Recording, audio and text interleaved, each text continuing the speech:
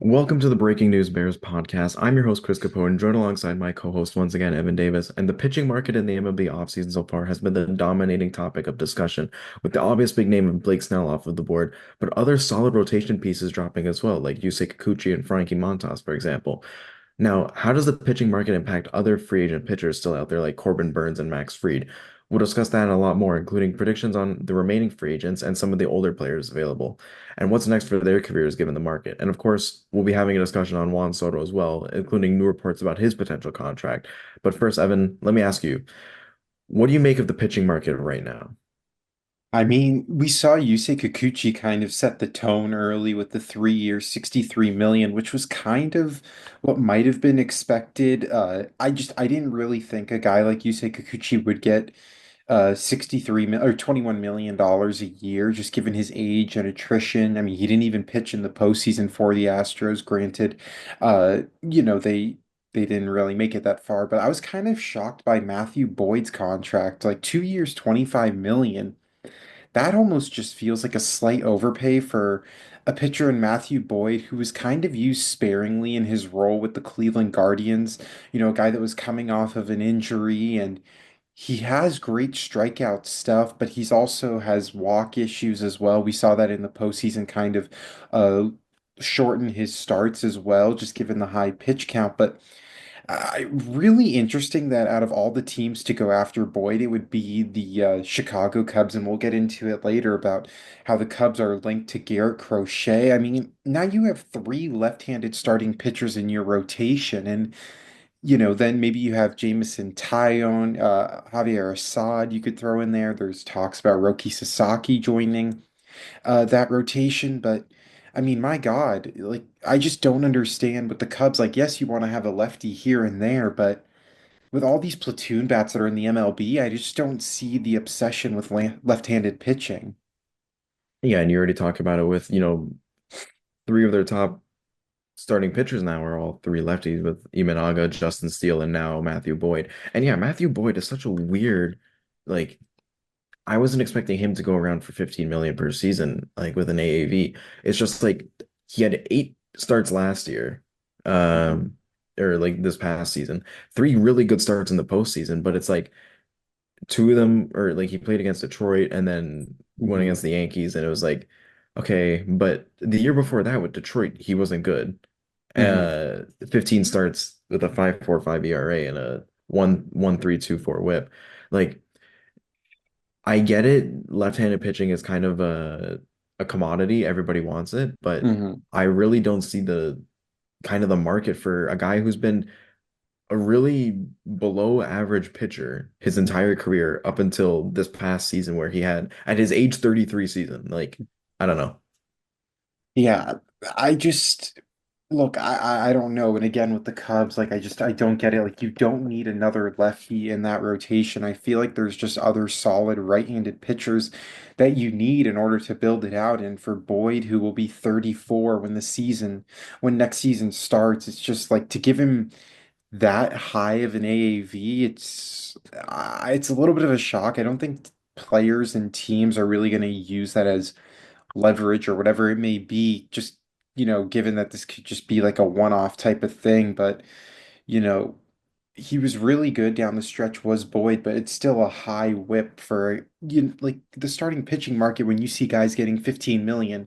Yes, you're talking about like a fourth or fifth starter, but at least one with upside. I just don't really see the upside with Boyd.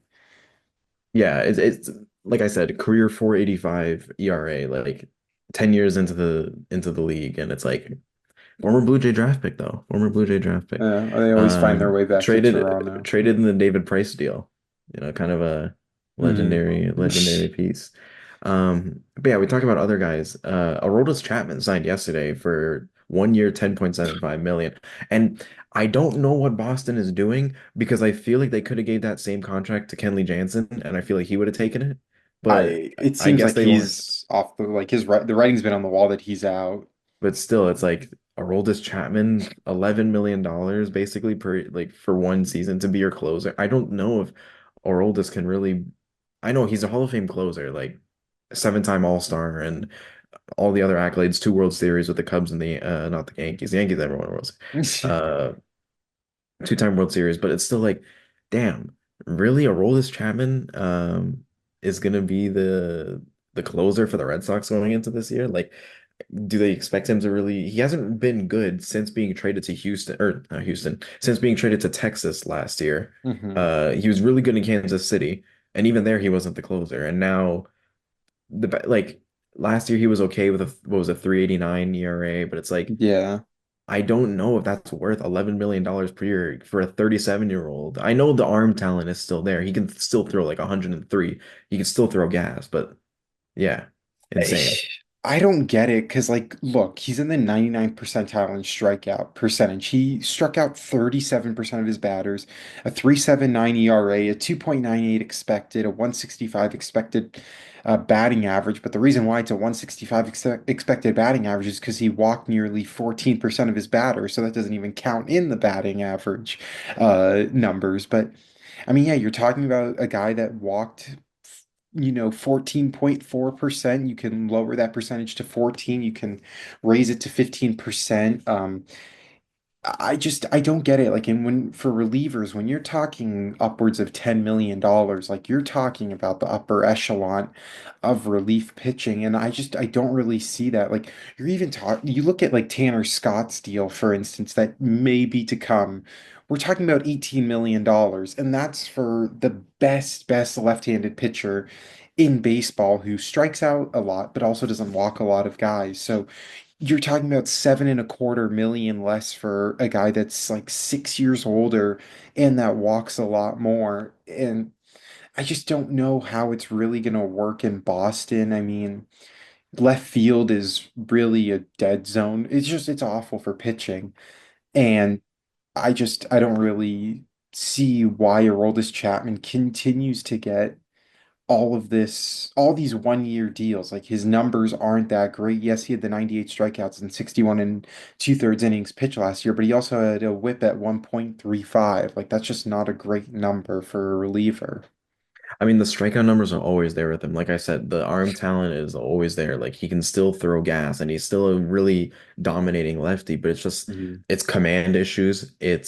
You know, it's kind of everything that goes around it where it's like uh who he is, like I don't know.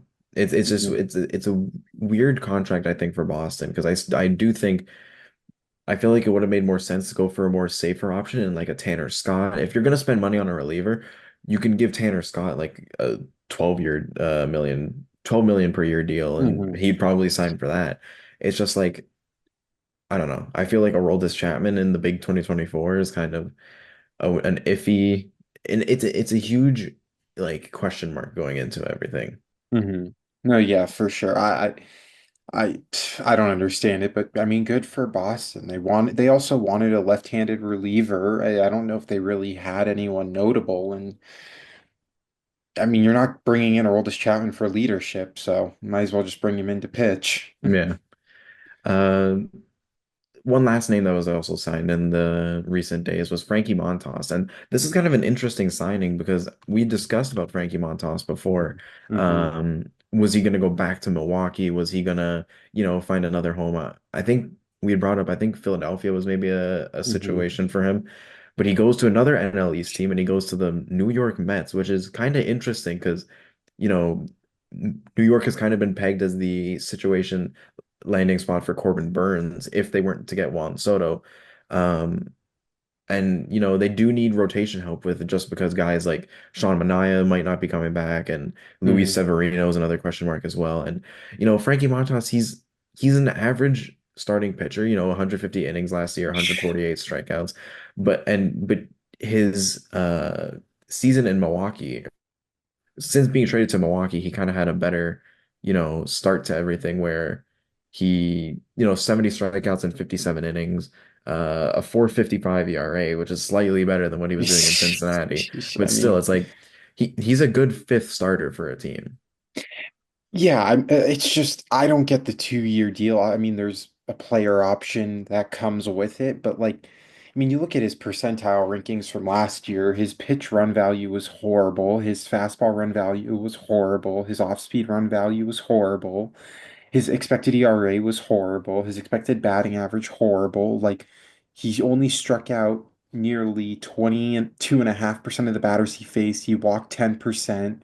I mean, all of his numbers were just god awful, and he's been pretty mediocre throughout his entire MLB career. Obviously, missed 2023 with the injury, but like this isn't a high strikeout guy, and there are some people out there saying like, oh, Montas is a Boris client. Do you think Scott Boris is like, hey, look, if you help my guy out here, maybe we'll get you Juan Soto on the Mets. And I'm just thinking like, this isn't Make-A-Wish. Like this is the MLB and it's the New York Mets. Like this is a team that wants to be competitive. I mean, obviously, with Steve Cohen, he'll bite 34 million if it means he gets Juan Soto, but I just don't think that's the case. And look, I didn't really think that they were going to bring back Sean Manaea, Jose Quintana, or Luis Severino either, just because, those guys are up there in age. Obviously, Frankie Montas is the same age as Severino, but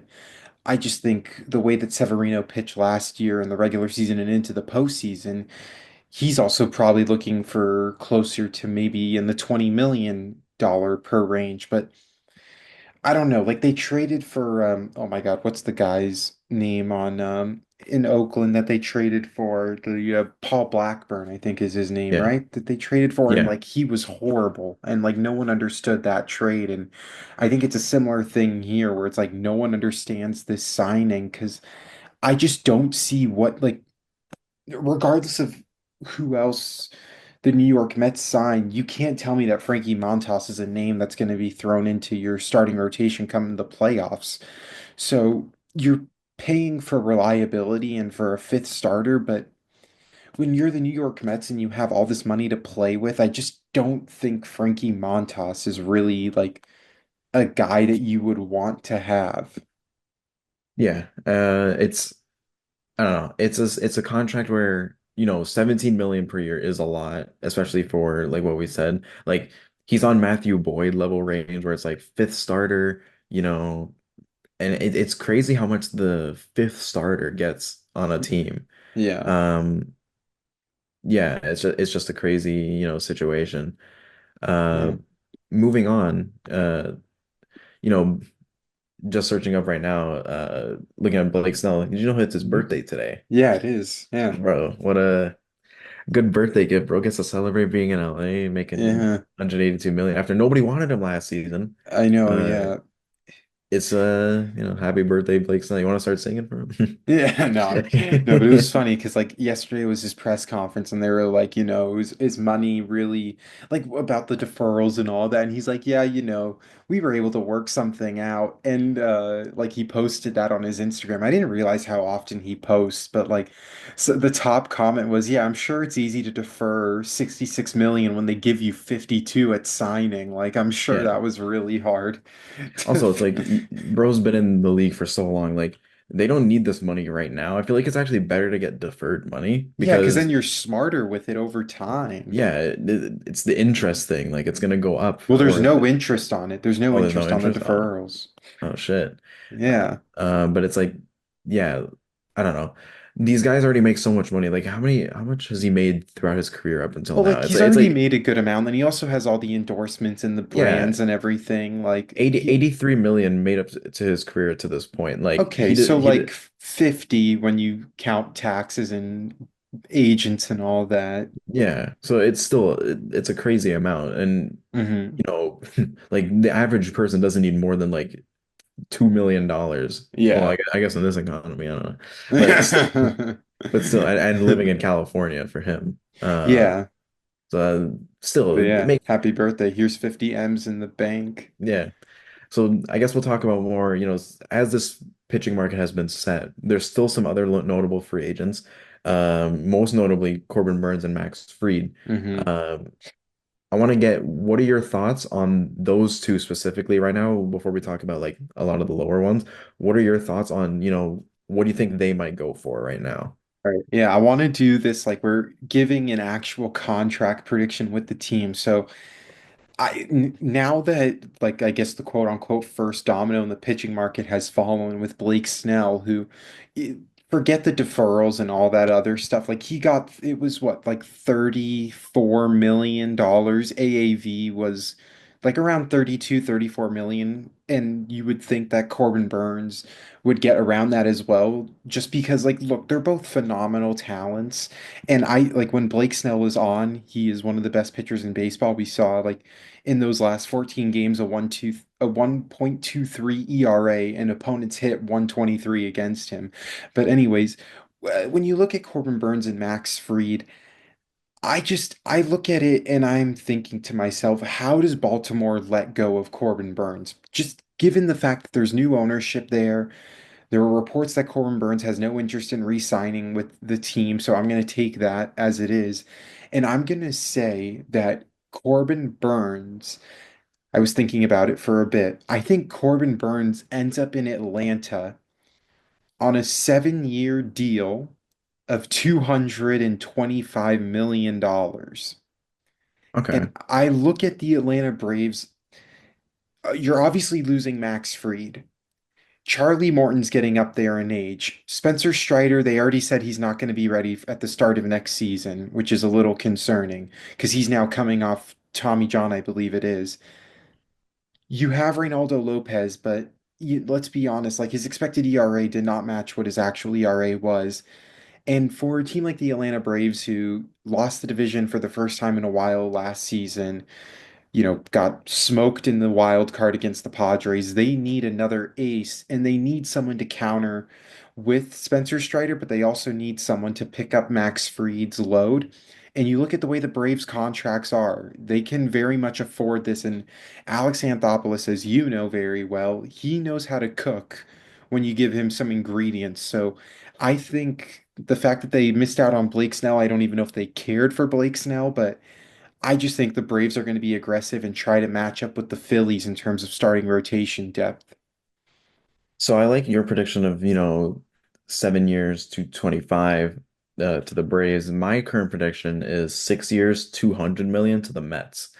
That's my prediction for Corbin Ooh, Burns. boring. I Ooh. think I think that's kind of it's the same kind of range, basically same almost average, Hmm. depending on the whatever they'd like. But I think 6 years is more of a pitcher friendly deal with maybe an opt out after like the fifth year or fourth Hmm. year or something.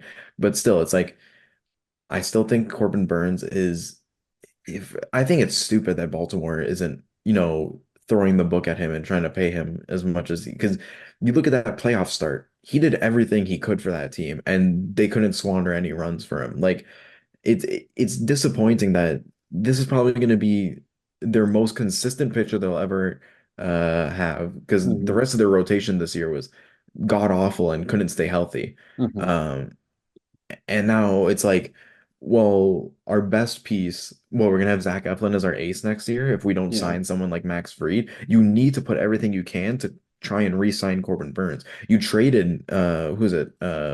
Joey Ortiz. Joey Ortiz. You traded these other you put DL Hall wasn't that big, but Yeah. you still traded Joey Ortiz for him, and I guess that you're fine with the 1 year rental at that point. Like it just seems kind of stupid to just let him walk after, after the season that he had. Obviously, he didn't put up the strikeout numbers that he had in years past, but Hmm. it's still he's Corbin Burns and he's still one of the most consistent pitchers Hmm. available on the market right now.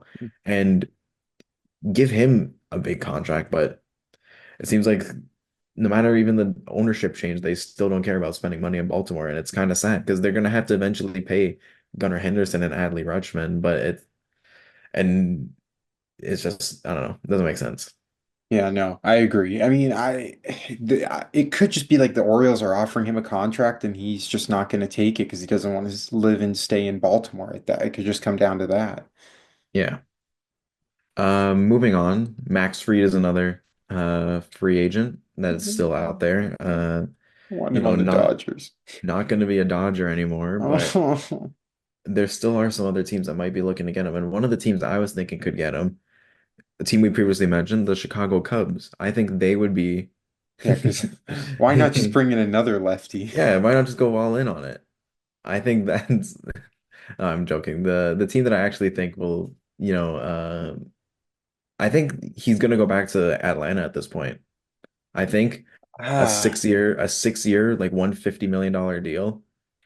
I think that's kind of the I I don't know. It just seems like the vibes, even with him, are like he knows his time is up. His family's all on the West Coast. Now that the dust has settled with the Dodgers and how they're out of the mix, like I'm low-key thinking the San Diego Padres, like they need Hmm. another starting pitcher. As I said before, which is why I thought they were going to go after Blake Snell. You lost Joe Musgrove. Obviously, Hugh Darvish is still a phenomenal starter, but you maybe Father Time eventually creeps up with him. They're obviously going to be in the running for a guy like Roki Sasaki, but you're talking about a rotation already with Michael King in it, Dylan Cease, Hugh Darvish, and then if you added in a guy like Blake Snell, you're competing pound for pound with the Dodgers in terms of their starting rotation as well, when healthy for both sides. I just think, they got to continue to compete.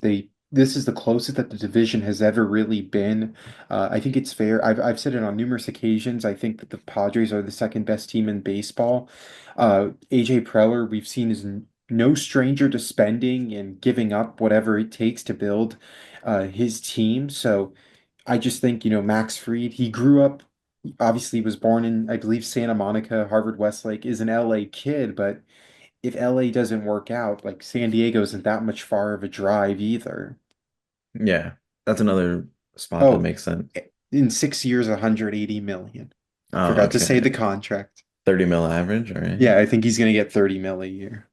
Yeah, I guess that would make sense. I kind of lowballed him. I kind Yeah, of gave him 25 mil per year. cheap, cheap, cheap, cheap.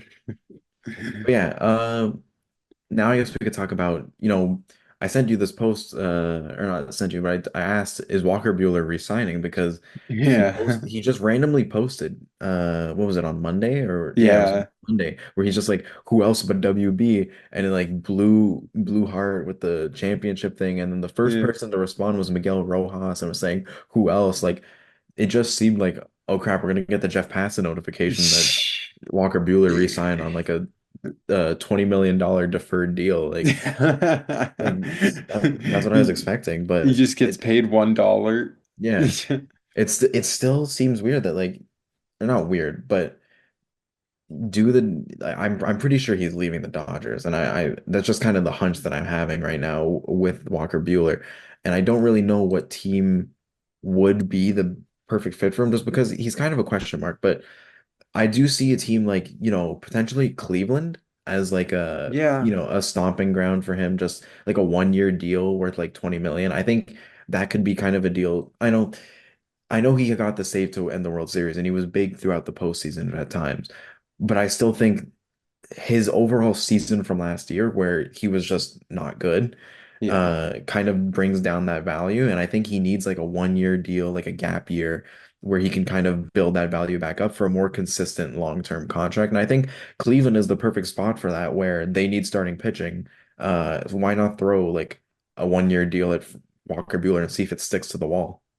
Yeah, well, people, were also saying like, if Corbin Burns, like my whole prediction is that he goes to Atlanta, but people were also throwing out the Atlanta Braves, just given how they kind of turned around Chris Sale's career. I don't think anyone really expected Chris Sale to damn near unanimously win the NL Cy Young. He was only 4 votes shy, so I could totally see him going to Atlanta. And I was listening to Ken Rosenthal about like why the Dodgers didn't give him the qualifying offer, and it was more out of respect for Walker Buehler because obviously if you get the qualifying offer, then it's a draft pick that's attached to your name.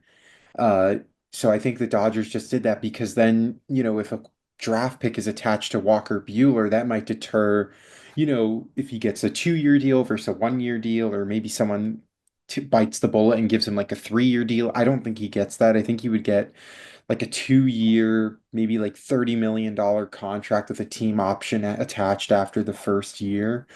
But yeah, I mean, you look at it, his season in totality, it wasn't the best overall. And obviously, people are going to look at the postseason where all the shutout innings in the World Series, and even outside of like the second inning against the San Diego Padres where shit hit the fan and he gave up 6 runs by then. He was pretty dominant throughout the rest of the postseason, getting out of trouble. But I just, you look at it and like with the Dodgers signing Blake Snell and with so many young arms at their disposal, I don't really think a reunion even makes sense for Bueller. I think he needs to go be like a number two, number three guy.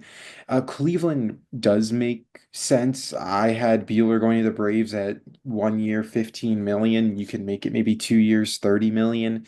If he doesn't go to Atlanta, I could totally see a team like Baltimore wanting to sign him just to get like a cheaper contract. If you don't want to spend all that money on Corbin Burns, you could still get a decent enough pitcher in Walker Bueller. So 1 year, 15 million to either of those two teams was my prediction. Yeah, I think it just makes sense. It makes sense for him to leave, kind of rebuild that value that he once had, where he was a really top of the end, like he was a two-time All-Star for the Dodgers. He finished fourth in Cy Young voting 3 years ago. Like, We only take first in Cy Young voting over here, you know. yeah. But still, it's like, he was seen as like future for the Dodgers rotation, like, Hmm. and in that World Series against Boston in 2018, like there are still some things going on where I think it just makes sense for him to, you know, take a year off, leave the Dodgers uh for greener pastures pretty much just to get a rebuild his value. The last name I want to bring up is Sean Manaea. You know, what do we think he's going to be going for? We talk about postseason, and Sean Manaea had one of the better starts to the postseason, but I think his contract is going to be really interesting. Like we said, it's another left, or no, it's not. Yeah, it's another lefty. Yeah. And what happens with, his market so far? I think he's going to go around for the same range, like a Yusei Kikuchi went for. I think he's going to get around 20 million per year, Hmm. uh, just because of, what he's done so far. I think he's around that same age as Kikuchi. Um, I think he could go to a team like I had a team listed. Wait. Um, Yeah, I don't know. I think he just goes for around 20 million per year. I think he Hmm. could go to a team like the Reds. I think Hmm. that's a team where he can kind of, uh, go to their team, be one of the top rotation guys, and, kind of fade into obscurity as like, oh, damn, Sean Manaea is a really good pitcher still. But I think 20 million per year is kind of the spot for him. Yeah, I could see a team like even the Boston Red Sox going after a guy like Sean Manaea, just, given their need for pitching. And like again, I'm gonna say it again. Like if the Red Sox didn't want to pay for Mookie Betts, like why all of a sudden would they want to pay for a guy like Juan Soto? And everyone's saying, well, the Red Sox farm system wasn't as strong when Mookie Betts wanted a contract extension, and now you have guys like Casas and Duran and whatever, but it's like you could still build a foundation around Mookie Betts at the time, and he ended up signing for basically half of what a guy like Juan Soto is inevitably going to sign for. So I really don't understand that. But in terms of like their attraction of big free agents, if they didn't want to sign they didn't want to sign their own guy. But yeah, no, I think Sean Manaea, he's going to be like what, 32 years old when the season starts, or at least during the season. So I could see like a 3 year, maybe $70 million deal, get a little bit more than Kikuchi. Um, but you could tell, like, especially in that last start against the Dodgers, and then like it's always hard to face a team a second time in a row, which is what I said and got laughed at.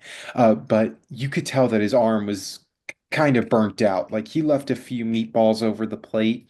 And when he didn't, it was either the pitches were too low or too high. And I think in total, he threw around 180 innings.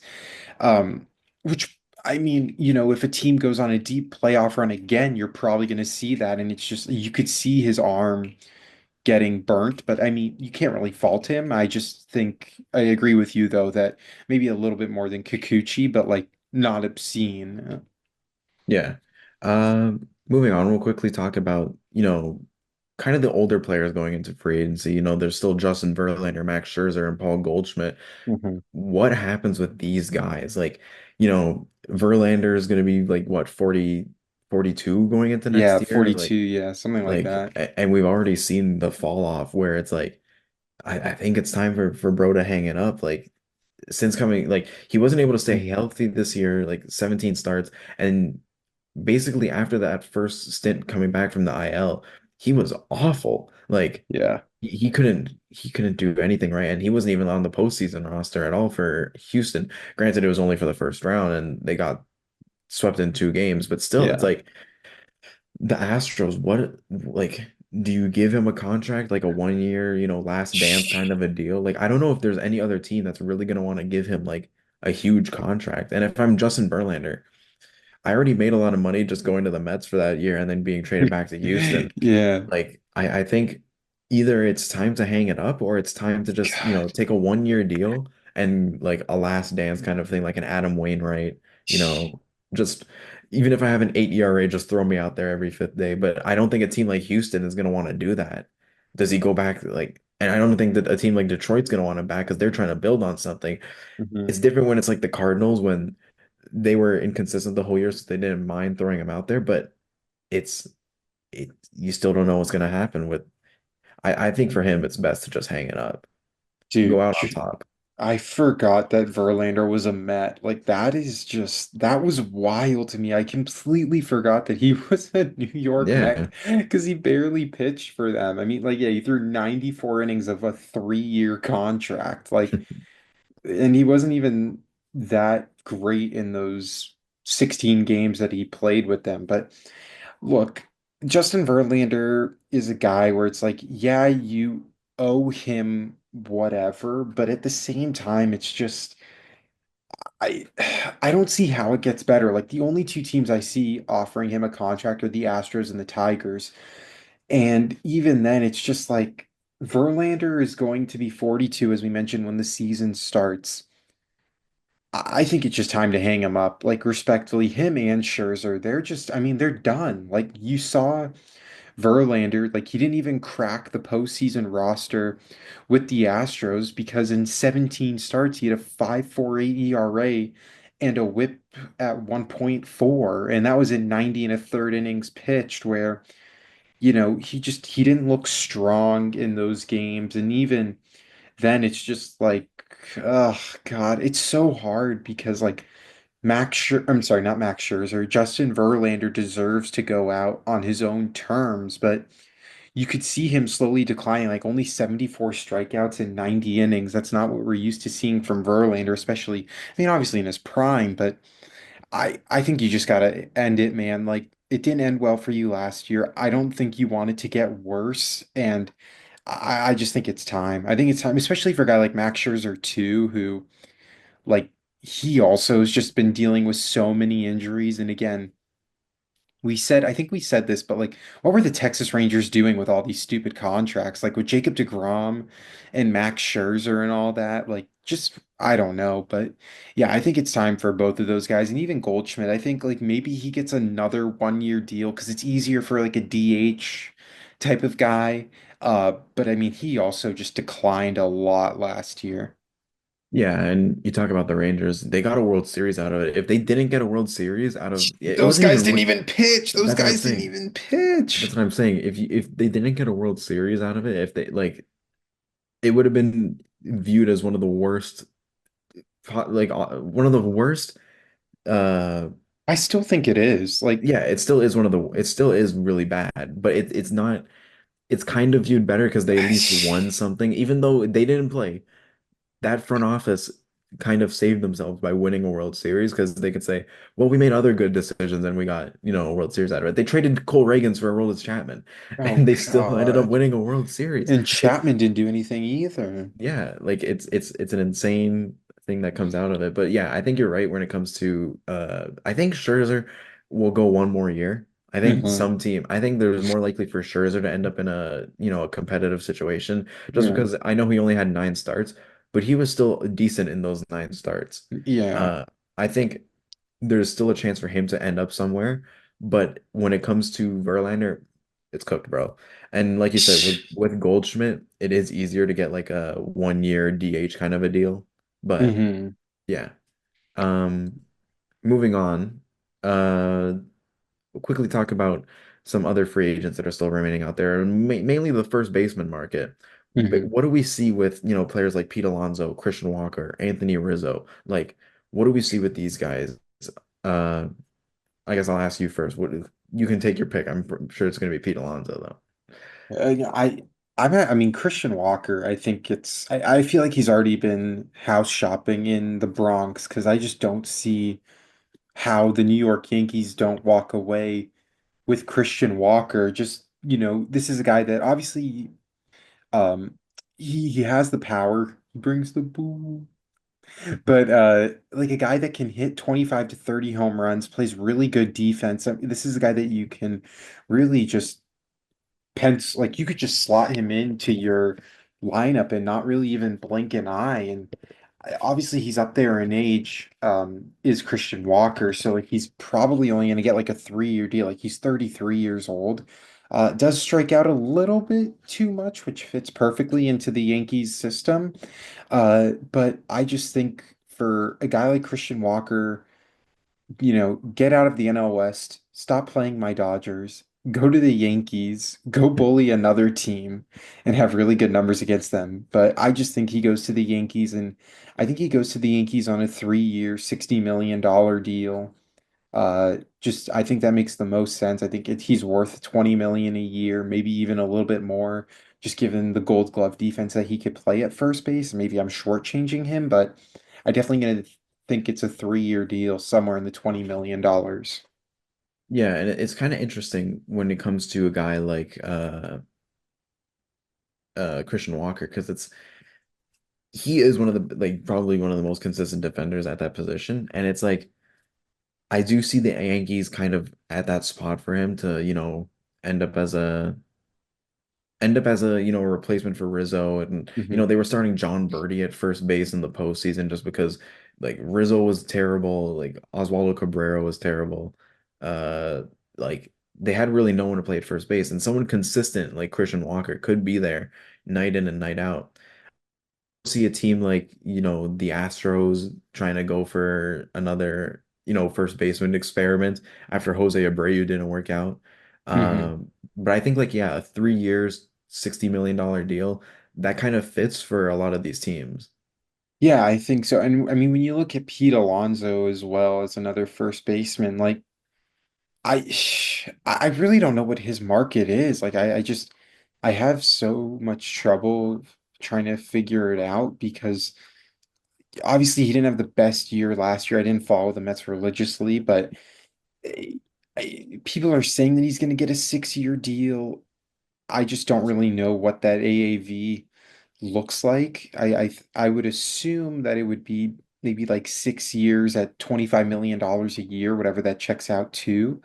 Uh, but yeah, the first base market is kind of weak. Like it's really just Alonso and Walker, and I don't really think either one of them signing first has any impact on the other. Like I don't really view it as that, but it's definitely because it's so weak, it gives a guy like Pete Alonso that much more leverage. Yeah, I guess that makes sense. And somebody like Rizzo, I don't know what even his market is, just because bro hasn't been healthy the last 2 years.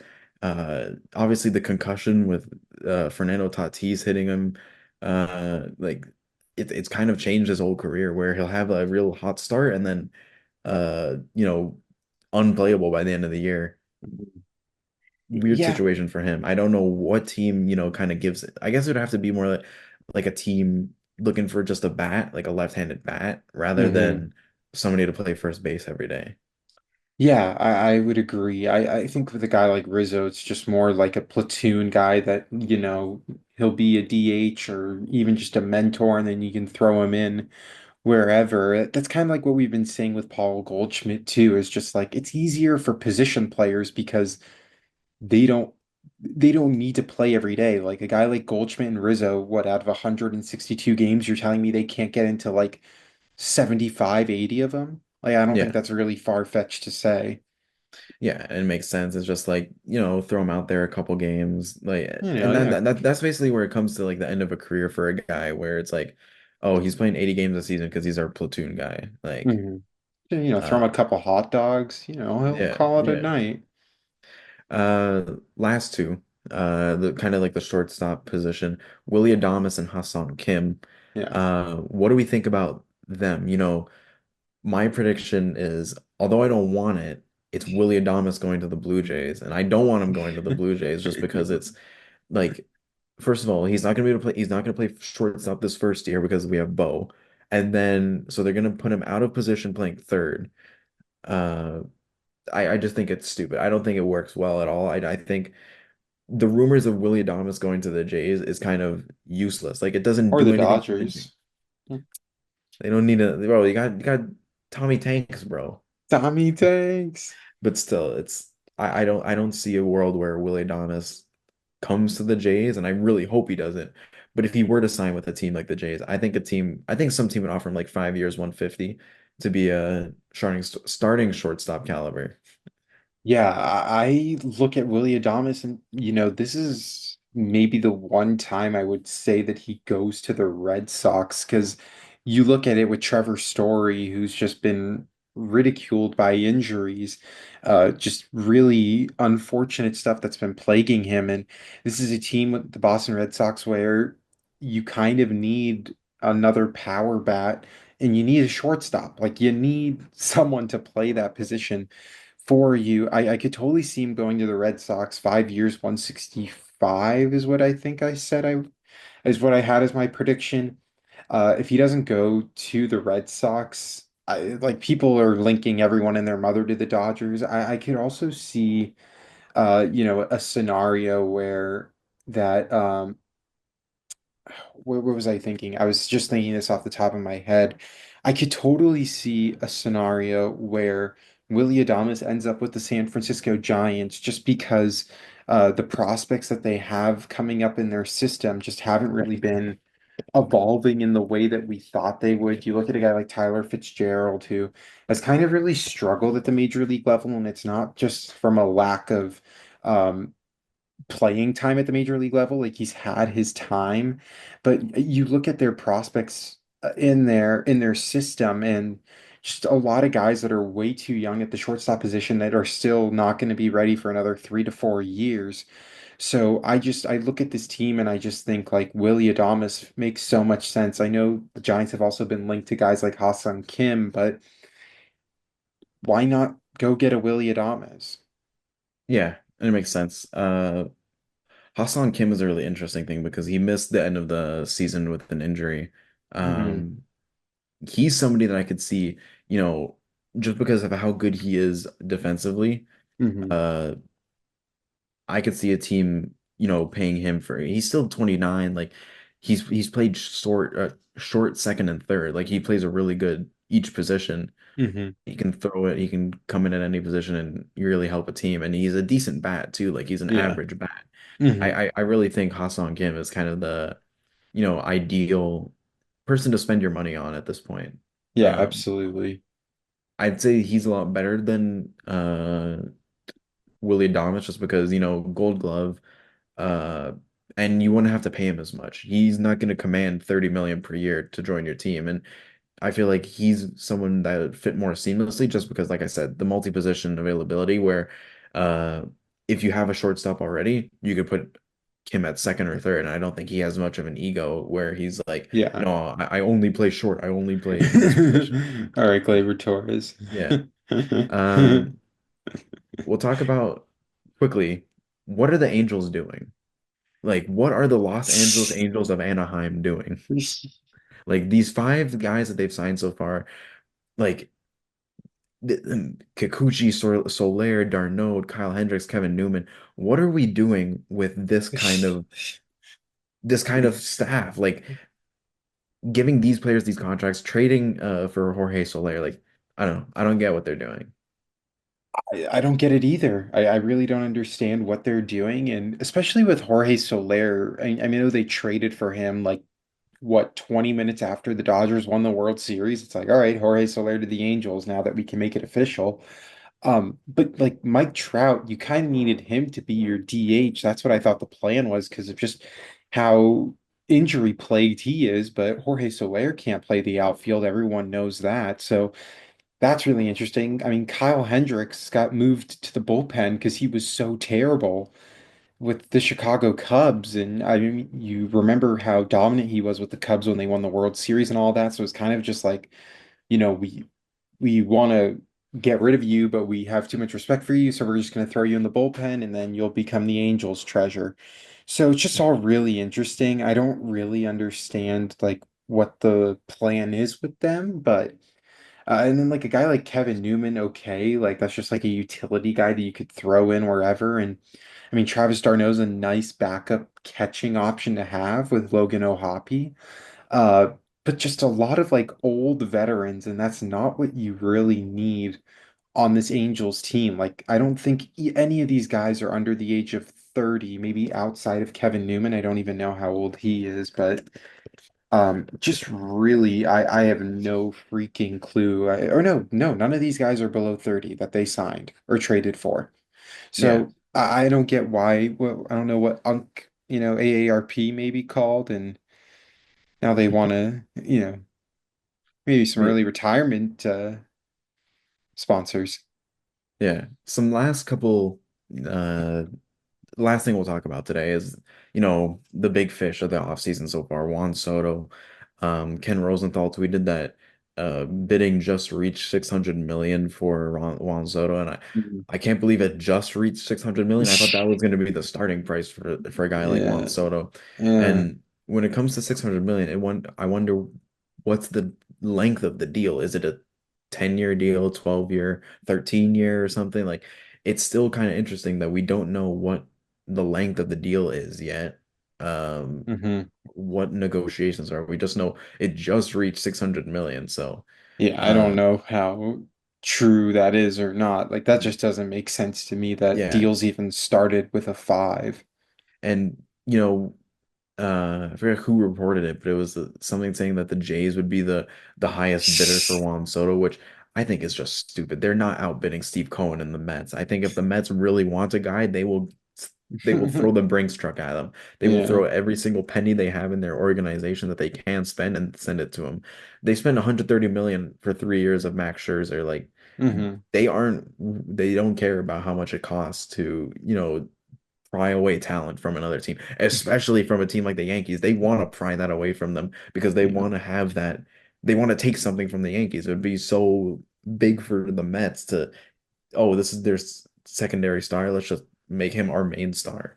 But Yeah. one of the reports saying that Juan Soto is willing to leave money on the table. Do you think that's true, or do you think that's just kind of Scott Boras trying to be like, hey, we'll go to a winning, we want to go to a winning situation and trying to prop up more money from like a team like the Blue Jays or Red Sox? I I don't know because like here's the thing with Juan Soto is like obviously he's wants to win and he's still very very young. Like we've never seen a guy that's 26 years old be available. I mean, Otani, he was 29 when he was finally a free agent. So and with Soto, like he's already won a World Series, so you could even say to a team like, look, we don't really care about a World Series. Like regardless if he wins one more or not, are we going to look at Juan Soto differently? Like, I don't, I still think he would go into the Hall of Fame as a first ballot for sure, a Hall of Famer. Like, I don't think adding a second or a third World Series to his resume really has an impact on that. So I think for Soto, it's more just like who offers me the most money. Like, I just Yeah. think it comes down to that because, like, in the end, you're going to have success when you have Juan Soto on your team, and then inevitably players are going to want to go play with Soto and your team. Like that's just how things are going to work out. We kind of saw that with Otani, where like a guy like Teoscar Hernandez then takes a 1 year deal instead of taking a 2 year deal to join the Boston Red Sox. Maybe it had a little bit to do with Yamamoto coming over. Maybe it had a little bit to do with a bunch of guys wanting to now sign in LA.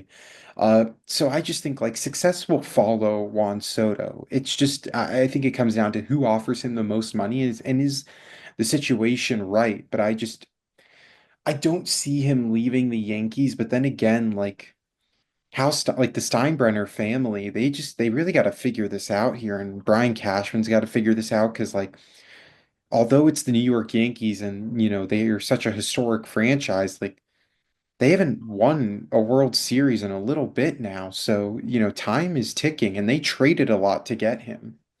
Yeah, 15-year drought for the Yankees. First of all, making the World Series that was broken this year, and then they Mhm. haven't won it in those 15 years since. Um, but yeah, it's they're a team that's gonna want to spend a lot of money trying to keep what they have, and I feel like the Yankees are kind of put in this position where they can't let Juan Soto walk. Like Mhm. you let Juan Soto walk, like it's just the worst thing your franchise can ever do. Like you get nothing for him. You're just basically left with nothing, and that's it. Like you don't get anything in return. That's all we get. We get one full season of Juan Soto. He basically powers us to the World Series because Aaron Judge was soiling himself in the playoffs. Oh, Like jeez. like like it's he basically not carried. He was a huge contributing factor to the Yankees making the World Series. And as much as I want him to leave and get out of the AL East, and preferably come to the Blue Jays, uh, I just think if the Yankees let Juan Soto walk, it is the biggest disgrace to their franchise, like in history. Like you can't Oh. let someone like that, 26 years old, who, you know, means so much to that team, just Mhm. let him walk. I think it would be the biggest disgrace. Yeah, I wouldn't go that far just because, like, if the Yankees throw out an offer, but they Juan Soto just doesn't accept it. Like, I don't know much. I don't really know what the Yankees could do, but Yeah, it's not that. It's if they don't match. If they somehow don't match an offer that is, oh yeah, yeah, yeah, yeah. for sure. Yeah, If they yeah. then it would be a disgrace. I'm not saying if they both offer, let's say 12 years, 700 million, and Juan Soto goes to the Mets, there's nothing more you could have done really. Like Hmm. at that point, it just came down to does Juan Soto want to stay or leave? But if let's Yeah. say the Mets offer 12 years, 700 million, and the Yankees are like, we'll give you 12 years, 650, like then that's just dumb. Yeah, I think I mean, he has to stay. He's going to stay in New York. It's just a matter of Which which owner. AL or NL? Yeah, it's just a matter of like which owner wins the battle. Yeah. All right, that'll just about do it for this episode of Breaking News Bears. And once again, I want to thank my co-host Evan Davis, and once again, I want to thank you guys, the listeners. There's a lot of still big names out there in free agency, and we got to figure out where all these fish are gonna land. Like it's a crazy, crazy long off season. Yeah. Uh, 2 months away from spring training officially. Not not Yeah. not the day of, but 2 months. In 2 months, spring training will be back. That's kind of Yeah. insane to think about. Crazy, Um, boy.